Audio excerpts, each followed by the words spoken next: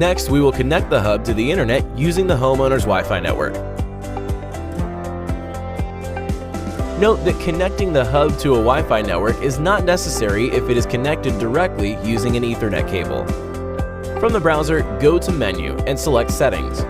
Under Settings Selector, use the drop-down menu to select Wi-Fi setup. Next, select Scan for wireless networks and choose the homeowner's network. Be sure to wait until scanning is complete before you make this selection. Once the network has been selected, ask the homeowner to enter their Wi-Fi password and then select OK. When the network is successfully connected, a notification will be shown. Now, let's confirm the hub connection to the Wi-Fi network.